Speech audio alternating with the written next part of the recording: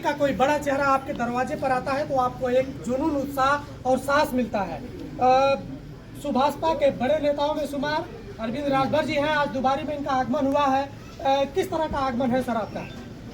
मेरी आदत है, हम अपने कार्यकर्ताओं से संपर्क बना के रखते हैं और सुख में पहुँचे या न पहुँचे, लेकिन दुख में अरविंद राजभर जरूर पहुँचता है। हम अपने व्यस्ततम समय में से संगठन विस्तार जो हम करते हैं, पार्टी को उत्तर प्रदेश के अलावा बिहार भी हम चलाते हैं। इसके साथ साथ जहाँ जहाँ पार्टी का संगठन है, हर कार्यक्रम को देखते हुए हम अपने कार्यकर्ताओं का विशेष ध्यान रखते हैं और हमको सूचना मिलती है तो मैं जरूर अपने कार्यकर्ताओं से मिलने चला आता हूँ। अभी दुबारी में आप उपस्थित हुए थे, शायद आपके पार्टी से कोई महिला थी, नेता थी, वो कुछ दिन पहले उनका देहांत हुआ था। अभी जहां आप उपस्थित हैं, पाल जी का पैर एक्सीडेंट हुआ था, तो इन मामलों में आप पहुंच रहे हैं।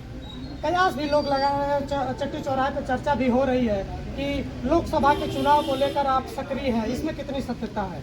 माननीय आजमगढ़ के सांसद दिनेश लाल यादव जी ने गाना गाया था, जो कोई नहीं किया है वो हम करके दिखाएंगे। अमूमन चुनाव के समय ऐसा होता है कि जब वोट लेना होता है तो सभी प्रत्याशी, चाहे जिस भी दल के हों, सभी लोग गांव की गलियों को धांगने लगते हैं, लोगों से मिलना चालू कर देते हैं। उस समय कार्यकर्ताओं का ध्यान आने लगता है, समर्थकों का ध्यान आने लगता है। लेकिन सुहेलदेव भारतीय समाज पार्टी का कार्य करने का तौर और तरीका अलग है।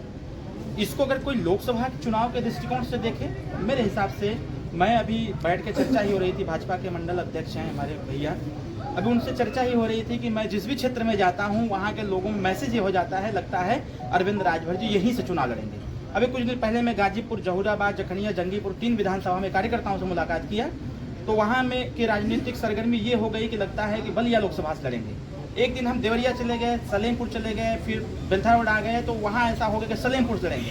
ऐसी बात नहीं है, मैं ये काम कोई नया नहीं कर रहा हूँ, मैं हमेशा से ये काम करता रहता हूँ। हाँ, चुनावी माहौल गर्म है, लोग तरह तरह की बातें कर रहे हैं, करना लोगों का काम है, और लोग अगर इस लायक हमको समझते हैं कि नहीं चुनावी दृष्टिकोण से अरविंद राजभर जी तैयारी कर रहे हैं, तो उनको धन्यवाद देता हूं कि वो हमको इस लायक समझें कि चुनावी दृष्टिकोण से काम कर रहे हैं। हम सिर्फ राजभर ही नहीं, मैं सबके यहाँ जा रहा हूँ, जिसकी भी सूचना हमको मिल जा रही है, पार्टी का समर्थक, कार्यकर्ता, मतदाता है, तो उसके दुख में मैं जरूर शामिल हो रहा हूँ।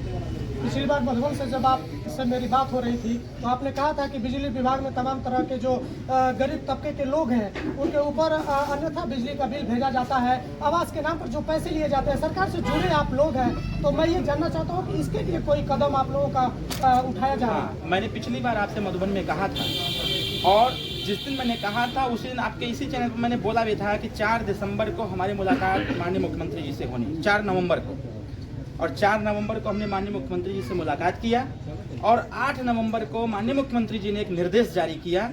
मैंने माननीय मुख्यमंत्री जी को जरूर बताने का प्रयास किया कि सर, जो प्राइवेट सेक्टर से बिजली विभाग में कर्मचारी रखे जा रहे हैं, ये गरीबों तक बिजली का बिल अपने हिसाब से भेजने का प्रयास कर रहे हैं। बिजली बिल जितना आ रहा है उस पर तमाम तरह का ब्याज लगा करके गरीबों को परेशान करने का बंदोबस्त कर रहे हैं लोग। हमने बताया, हमने कहा सर इस पर कोई उपाय निकालने की आवश्यकता है। माननीय मुख्यमंत्री जी ने हमारी बातों को गंभीरता से देखते हुए उन्होंने 8 तारीख को एक निर्देश जारी किया, चाहे जो भी व्यक्ति हो, बिजली बिल अगर उसके दरवाजे पर पहुंचा हुआ है, जो ब्याज उस बिजली बिल पर लगाया गया है वो ब्याज 100% माफ होना चाहिए। उन्होंने 30 नवंबर तक का समय दिया था कि 30 नवंबर तक जो भी इसकी सूचनार्थ के तौर पर सूचना देगा या फिर फॉर्म भर के सबमिट करेगा, उसका सिर्फ जो बिजली बिल का मीटर है उतना पैसा जमा करना पड़ेगा, बाकी जो उस पर ब्याज लगा है वो नहीं देना पड़ेगा। 30 नवंबर से लेकर के 10 दिसंबर तक वो 80% था, और 10 दिसंबर के बाद अब तक वो 70% है। मैं आपके चैनल के माध्यम से जो भी हमको देख रहे हैं, मैं उनसे आग्रह करूंगा कि जहां आप अपना बिजली बिल जमा करते हैं वहां जाकर के एक फॉर्म लीजिए, फॉर्म लेकर के बिजली बिल उस पर लगाइए, अपना मीटर वगैरह जो कुछ भी है एक आईडी लगा करके आपका जो बिजली बिल का ब्याज है वो माफ होगा।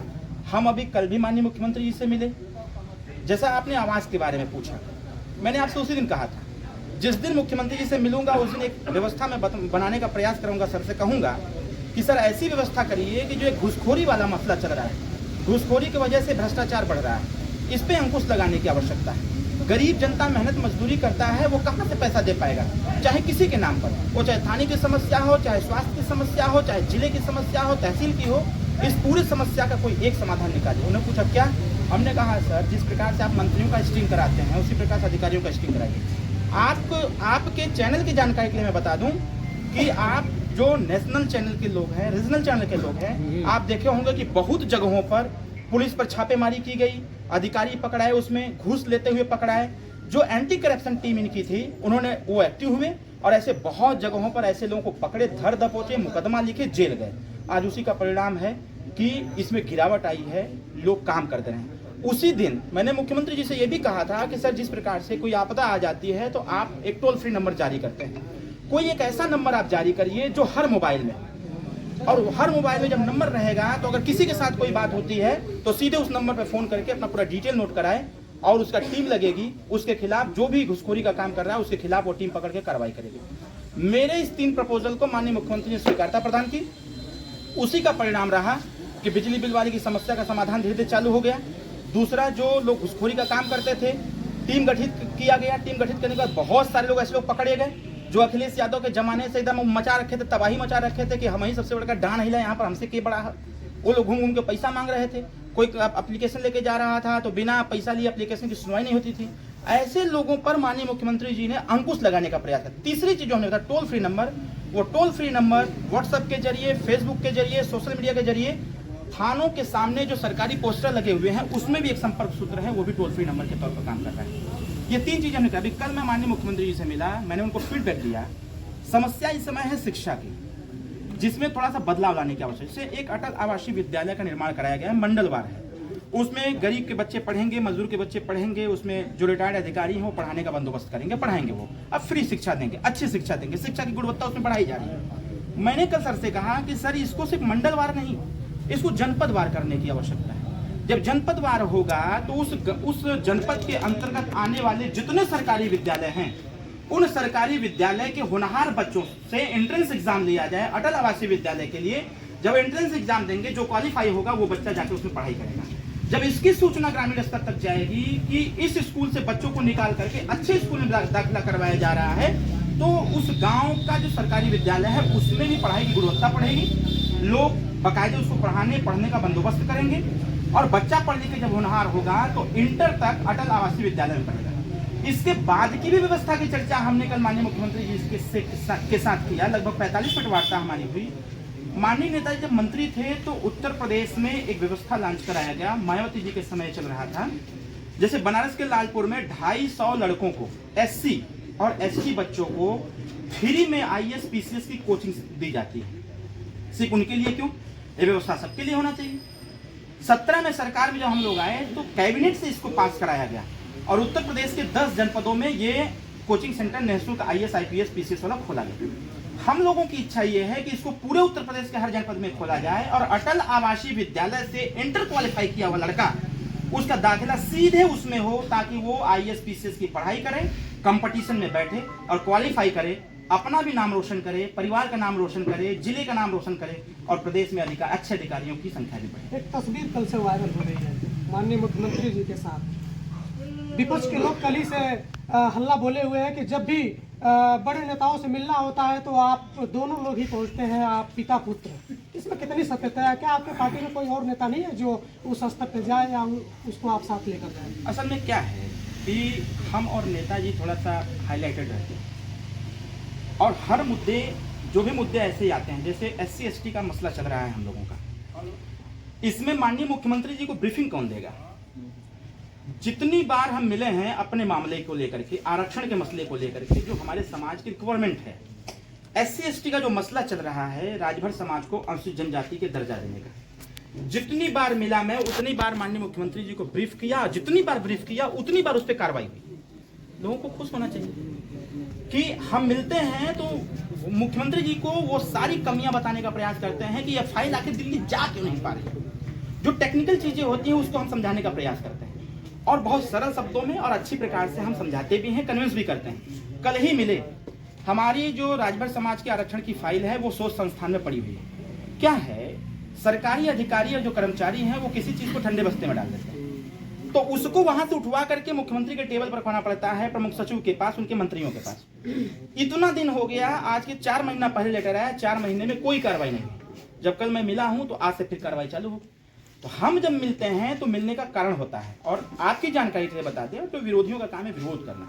मैं उनको धन्यवाद देता हूँ। थोड़ा और विरोध करिए, जहाँ हम नहीं पहुँच पा रहे वहाँ आप पहुँचा देना हमारे नाम को, हमारे काम को, इससे अच्छी कोई बात नहीं। लेकिन समय समय पर माननीय मुख्यमंत्री जी से हमारे पार्टी के चाहे विधायक हों, चाहे पूर्व विधायक हों, चाहे नेता हों, मिलते रहते हैं और मिलवाते रहते हैं बाबूजी। मिला देने से, मिल लेने से एक हमारे कार्यकर्ताओं में ऊर्जा आती है। अभी छोड़िए, यही छोड़िए, प्रधानमंत्री जी के साथ हमारी पूरी प्रदेश कार्यकारिणी जो हमारी है, राष्ट्रीय प्रदेश कार्यकारिणी, एक दिन टी पार्टी करेंगे लोग माननीय प्रधानमंत्री जी के साथ। सुहेल देव भारतीय समाज पार्टी विशेष अपने कार्यकर्ताओं का ध्यान रखती है। हम जब जब मिलते हैं माननीय मुख्यमंत्री जी से, तब तब कुछ न कुछ ले करके मिलते हैं। चलिए एक लास्ट सवाल मैं कर लेता हूँ। इस समय विकसित भारत यात्रा चलाई जा रही है, जो हर गांव में चौपाल के माध्यम से सरकारी योजनाओं को बताया जा रहा है। क्या लगता है अब तक सरकारी योजनाएं जिस तरह से लोगों तक पहुंचनी चाहिए वो नहीं पहुंच पाई, किस लिए इस योजना इस चौपाल को लगाया जा रहा है, इसका मकसद क्या है? आपको बता दें जानकारी, मैंने पहले ही कहा, कुछ अधिकारियों की बदमाशी से समस्त अधिकारी वर्ग बदनाम होता है। कुछ लोगों की गलती से पूरी सरकार और शासन बदनाम होती है। सरकार ने निर्णय लिया कि अगर हमारी योजनाएं गांव तक नहीं पहुंच पा रही हैं सरकारी अधिकारियों के माध्यम से, तो अब हमारी सरकार सीधे गांव में उस चीज को अवेयरनेस के लिए भेजेगी। जागरूकता कैसे आएगी? गाड़ी आ रही है, गाड़ी लग जा रही है, उसे पूरा डिटेल है, हर योजना के बारे में उसमें बाकायदे प्रधानमंत्री जी, माननीय मुख्यमंत्री जी, विभाग डिपार्टमेंटल जो मिनिस्टर्स हैं वो लोग उसको बता रहे हैं। इसके साथ साथ एडवर्टाइज का जो साधन है उसका भी प्रयोग हो रहा है। जैसे ही ये विकसित भारत का कार्यक्रम लगाया जा रहा है, पूरे गांव को सूचना हो रही है। सारे अधिकारी, अभी मैं था एक उन्नाव के कार्यक्रम में था, मैंने वहां देखा जिस प्रकार से कि जो ऑर्गेनिक खेती का मसला था, ऑर्गेनिक खेती में एक महिला थी, उसने जब ब्रीफिंग किया, मतलब एज ए मुझे जब ब्रीफिंग उन्होंने किया तो मैंने कहा कि ये होती है अवेयरनेस। हमारी सरकार प्रयास ये कर रही है कि जो भी सरकारी सुख सुविधाएं और व्यवस्थाएं हैं, योजनाएं हैं, वो हमारी सरकार के लोग, मंत्री हो, विधायक हो, सांसद हो या फिर संगठन के पदाधिकारी हो, वो गांव में ही जाकर के उस गांव के लोगों को बताने का काम करे, ताकि गांव के लोगों को कोई गुमराह न कर पावे। ये समाजवादी के लोग, ये बसपा के लोग, कांग्रेस के लोग गुमराह करने में ज्यादा चालाक हैं। इनको सही चीजें नहीं दिखती, इनको हर चीज बस दूसरे वे में दिखता है। मैं तो चुनौती हमेशा देता हूँ माननीय अखिलेश यादव जी को। सामाजिक न्याय समिति की रिपोर्ट उत्तर प्रदेश सरकार के पास पड़ी हुई है। इतना दिन हो गया सरकार बने, अखिलेश यादव विपक्ष में है, कभी इसकी चिंता नहीं की, ना तो चर्चा की। बात क्या करेंगे? पीडीए। एक दिन बनारस के पत्रकार ने उलझा दिया उनको। वो पहले कहे कि पीडीए मतलब पिछड़ा दलित अल्पसंख्यक। जब बनारस में हम लोगों द्वारा दिए गए स्टेटमेंट को उसने पूछ दिया तो अखिलेश यादव जी अपनी बात से बदल गए, कहे कि पीडीए मतलब पिछड़ा, दलित और अगड़ा। फिर मेरा ऑब्जेक्शन आया कि फिर अल्पसंख्यक कहाँ चला गया? अल्पसंख्यक खाली तो और गुलाम रही, जिंदगी भर वोट देगा। जो व्यक्ति आजादी के बाद 23% नौकरियों में था, 1% नहीं रह गया।